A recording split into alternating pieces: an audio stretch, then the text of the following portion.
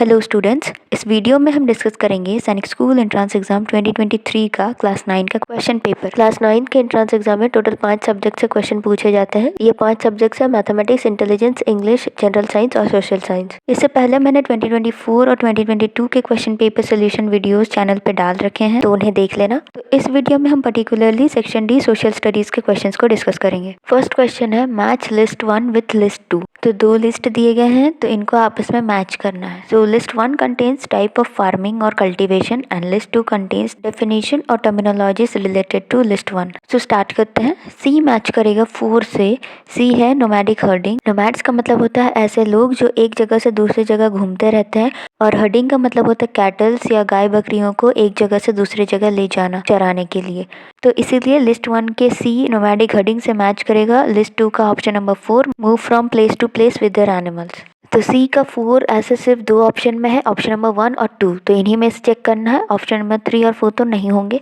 B है shifting cultivation, ये match करेगा 1 स्लैश एंड बर्न से। शिफ्टिंग कल्टीवेशन में किसी फॉरेस्ट लैंड के ट्रीज और प्लांट्स को पहले स्लैश यानी कि कट किया जाता है, फिर उन्हें बर्न किया जाता है और उस जगह पे कल्टीवेशन किया जाता है।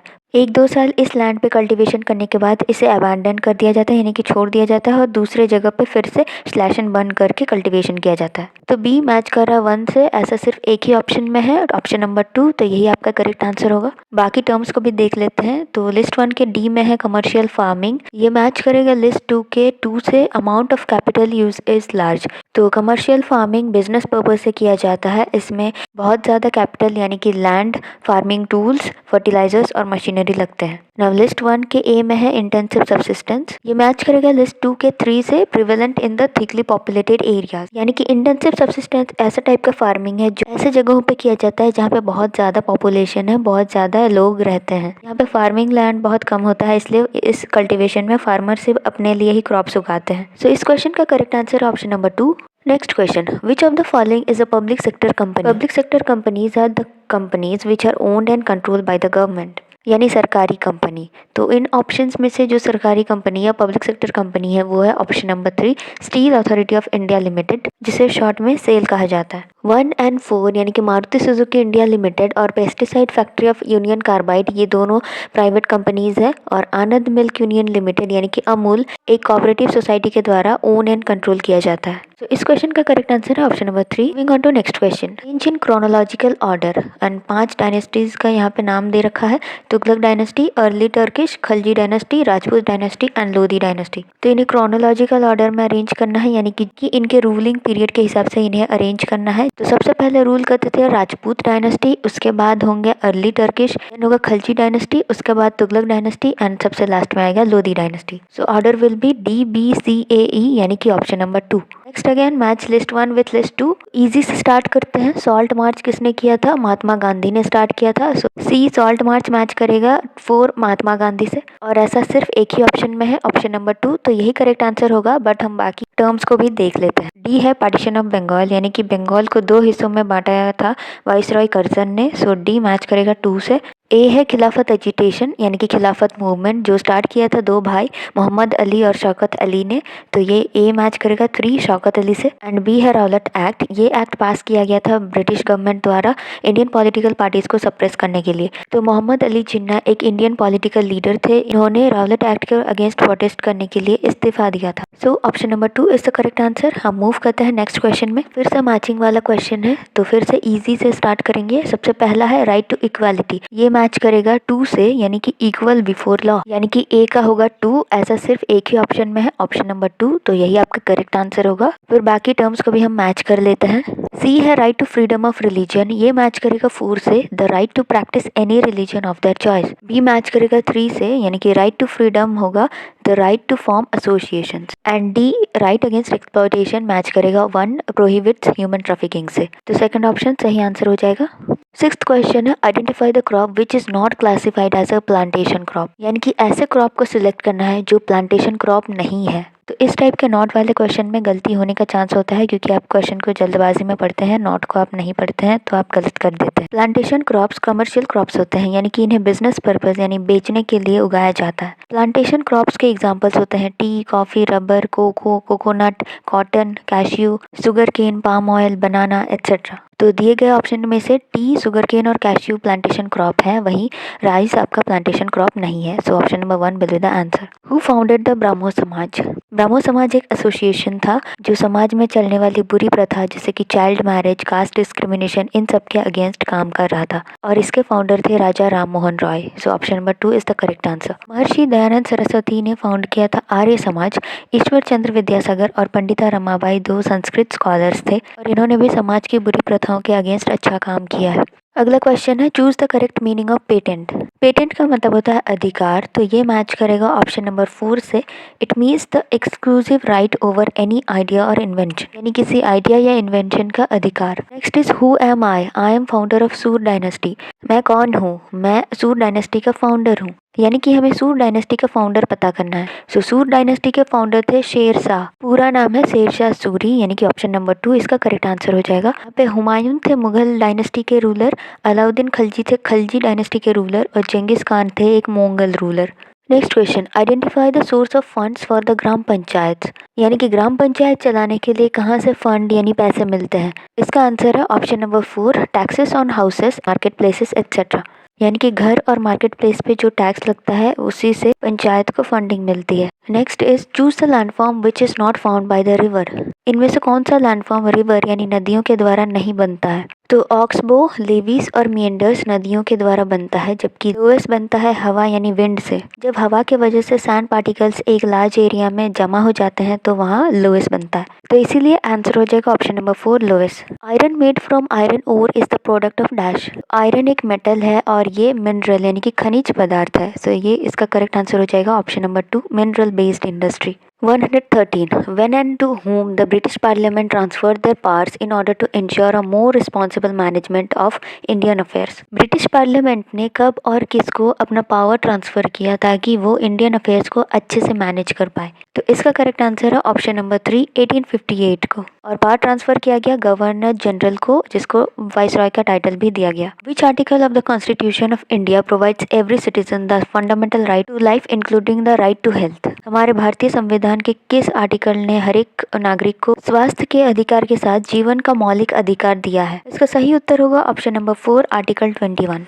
Article 15 prohibits discrimination based on religion, race, caste and gender, यानी कि आर्टिकल 15 किसी भी इंसान को उसके रिलीजन, रेस यानी कि कलर, कास्ट और जेंडर के बेसिस पे भेदभाव करने पर रोक लगाता है। And article 360 gives the president of India the power to declare a financial emergency. And article 12 defines the term state which means the government and parliament of India. So the next question is choose the meaning of the word metamorphosis from the following, यानी कि metamorphic का meaning हमें पता करना है। So meta means change and morph means form, so इसका मतलब होता है चेंज ऑफ फॉर्म, यानी कि option number 3 is the correct answer. Next question फिर से मैच द फॉलोइंग वाला। तो हमने थोड़ी देर पहले ही डिस्कस किया कि ब्राह्मो समाज फाउंड किया था राजा राम मोहन रॉय ने, यानी कि ए मैच करेगा 3 से। सिर्फ एक ही ऑप्शन में है, ऑप्शन नंबर 1 में, तो 1 ही इसका आंसर होगा, बट बाकी टर्म्स को भी हम मैच कर लेते हैं। बी में है द रामकृष्ण मिशन, इसके फाउंडर है स्वामी विवेकानंद जी, ये रामकृष्ण जी के फॉलोअर या डिसाइपल यानी कि शिष्य थे। सी में है गुलामगिरी, ये एक बुक है जिसको लिखा था ज्योतिराव फुले ने, यानी सी का होगा 1। और आर्य समाज फाउंड किया था स्वामी दयानंद सरस्वती जी ने, सो डी का होगा 2। नेक्स्ट क्वेश्चन है choose the correct definition of birth rate from the following options. दिए गए ऑप्शन में से बर्थ रेट का मीनिंग या डेफिनेशन हमें ढूंढना है। So birth rate is the number of live births per 1000 people, यानी कि 1000 में से कितने जीवित शिशु जन्म लिए, इसको हम बर्थ रेट कहते हैं। The neighbourhood markets are the ones which dash. Neighbourhood market यानी आस पड़ोस का बाजार किसे कहा जाता है। फर्स्ट ऑप्शन है are far from our house, तो ये तो गलत होगा क्योंकि नेबरहुड मतलब आस पड़ोस में, फार नहीं हो। ऑप्शन नंबर 2 है आर वेरी एक्सपेंसिव, तो ये भी कम्प्लीटली सही नहीं है। कुछ सामान हो सकता है एक्सपेंसिव होते होंगे बट ज़्यादातर सामान सस्ते ही मिलते हैं। यहाँ पे ध्यान देना है, मार्केट यानी बाजार का बात किया गया है, किसी पर्टिकुलर शॉप का नहीं बात किया गया है। Okay, so option number 3 is provide all necessary items, तो ये तो सही होगा क्योंकि मार्केट में हमें ऑलमोस्ट हर एक चीज़ मिल ही जाती है। एंड इसके बाद है option number 4 provide less items, तो ये तो गलत हो जाएगा क्योंकि मार्केट में ऑलमोस्ट सारे सामान मिल ही जाते हैं। So correct answer is option number 3। Next is the source of fresh water available for human use is, तो हम ह्यूमंस ज़्यादातर रिवर्स, लेक्स, पॉन्ड्स इन सब के पानी को फ्रेश वाटर के रूप में यूज़ करते हैं। सो ऑप्शन नंबर 1 रिवर इसका करेक्ट आंसर होगा और यही आंसर एनटीए की तरफ से दिया भी गया था। बट यहाँ पे रेन भी एक फ्रेश वाटर सोर्स है, रेन वाटर को भी फ्रेश वाटर के रूप में यूज़ किया जा सकता है, बट सिर्फ एक ही ऑप्शन सिलेक्ट करना है तो सिर्फ रिवर को ही आप सिलेक्ट करोगे। द खिलाफत movement was led by home from the following, खिलाफत मूवमेंट किसके द्वारा लीड किया गया था, तो ये क्वेश्चन भी रिपीट हुआ है, हमने थोड़ी देर पहले ही इसे डिस्कस किया था। तो चलो कमेंट्स में इसका आंसर लिखो, मैं भी देखूँ आप लोगों में से कितनों को याद है अभी तक। ओके, सो खिलाफत मूवमेंट स्टार्ट हुआ था बॉम्बे में 1919 में और ये स्टार्ट किया गया था दो भाई मोहम्मद अली और शौकत अली के द्वारा। सो option number 2 is the correct answer. Next है द वेदा समाज established in Madras in 1864 worked for which of the following causes, तो क्वेश्चन कह रहा है कि वेदा समाज जो कि मद्रास में 1864 में एस्टेब्लिश किया गया था, इसका प्राइमरी काम क्या था, ये किस चीज़ के लिए काम करता था। So Veda Samaj worked to abolish caste distinctions and for improving the conditions of women, इस एसोसिएशन का प्राइमरी काम था कि कास्ट बेसिस पे अगर किसी के साथ डिस्क्रिमिनेशन यानी भेदभाव किया जा रहा है तो उसे रोकना और वुमेन्स के एजुकेशन और उनके एम्पावरमेंट के लिए काम करना। तो इसका आंसर है option number 2। Next is the Ladakh desert is mainly inhabited by, Ladakh मरुस्थल मुख्यतः इनके द्वारा बसा हुआ है, यानी कि दिए गए ऑप्शन में से कौन से कम्युनिटी लद्दाख डेजर्ट में रहते हैं। तो ये क्वेश्चन क्लास 7th का NCERT life in the desert chapter से लिया गया है एंड क्लास 7 से भी कुछ क्वेश्चंस पूछे जाते हैं, तो आपको इस बात पे ध्यान देना है। और इस चैप्टर से एक और साल क्वेश्चन पूछा गया है, तो इस चैप्टर को यानी कि life in the desert chapter को तो आप बिल्कुल अच्छे से पढ़ के जाना। मैं इस चैप्टर का पीडीएफ इस वीडियो के डिस्क्रिप्शन बॉक्स में दे दूंगी। तो इसका करेक्ट आंसर होगा बुद्धिस्ट एंड मुस्लिम्स, यानी कि ऑप्शन नंबर 2। लद्दाख डेजर्ट में ज्यादातर मुस्लिम्स और बुद्धिस्ट रहते हैं। From the options choose which is not true about the internet, दिए गए ऑप्शंस में से कौन सा सेंटेंस इंटरनेट के लिए सही नहीं कहा जा रहा है, यानी कि रॉन्ग स्टेटमेंट को फाइंड करना है। तो फर्स्ट ऑप्शन है प्रोवाइड्स वर्ल्ड वाइड इन्फॉर्मेशन, यानी कि पूरे देश भर में पूरे वर्ल्ड में इन्फॉर्मेशन प्रोवाइड करता है, तो ये तो सही है। सेकंड है प्रोवाइड्स इंटरेक्शन, यानी कि लोगों के बीच में कम्युनिकेशन करने के लिए ये हेल्प करता है, तो ये भी सही है। ऑप्शन 3 है allows moving physically from one place to another, यानी किसी को एक जगह से दूसरे जगह जाने में हेल्प करता है, तो इंटरनेट किसी को डायरेक्टली एक जगह से दूसरे जगह जाने में तो हेल्प नहीं करता है, तो ये गलत है। फोर्थ है अलाउज ई कॉमर्स, यानी कि ऑनलाइन बिजनेस या शॉपिंग करने में हेल्प करता है, तो ये तो करेक्ट है। तो इस क्वेश्चन में हमें रॉन्ग स्टेटमेंट फाइंड करना था, तो वो हो जाएगा ऑप्शन नंबर 3। बढ़ते हैं अगले क्वेश्चन की ओर। From the following choose the region that is known as orchards of the world, ये ऑप्शन में से किस जगह को वर्ल्ड यानी विश्व का बगीचा कहा जाता है। तो ऑर्कार्ड्स ऑफ द वर्ल्ड यानी विश्व का बगीचा कहा जाता है मेडिटेरेनियन फॉरेस्ट को, तो आंसर हो जाएगा option number 3 Mediterranean region. Next है sandstone is an example of dash rock, sandstone यानी बलुआ पत्थर किस चट्टान का एक उदाहरण है। तो सैंडस्टोन एग्जाम्पल है सेडिमेंट्री रॉक्स का, यानी कि ऑप्शन नंबर 3 इसका आंसर होगा। पर हम बाकी टाइप्स के रॉक्स का भी एग्जाम्पल देख लेते हैं।